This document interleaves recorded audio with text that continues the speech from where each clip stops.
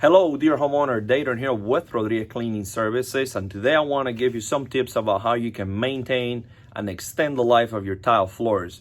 Let me start with natural stone. Natural stone is something that is not handmade. It's just a piece of stone that it was made into tile. What do you use to clean those? I highly recommend to use a neutral cleaner. That's on the safe side on the cleaning. When you're scrubbing your floors, please make sure that you don't go with something with a brush that it has hard bristles. You could damage your tile floor.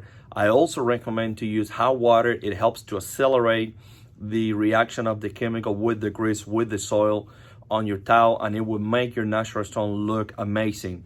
Now, if you got ceramic tile or marble tile on your floors, you can be a little more creative. That's a little more stronger. It holds up to cleaning.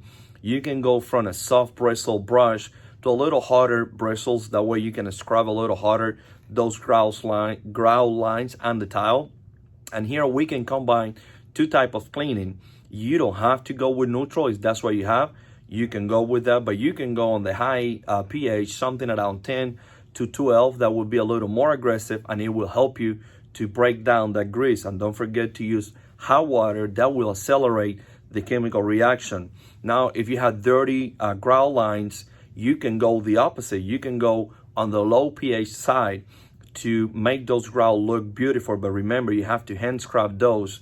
And at the end, whether you're cleaning natural or ceramic tile, remember to come back and mop your floors with clean water. That way you neutralize the chemical and you rinse those floors well, and it doesn't resoil. I hope I answered your question about how you can maintain your tile floors. And if you have any question, please leave a comment on this video. Thank you.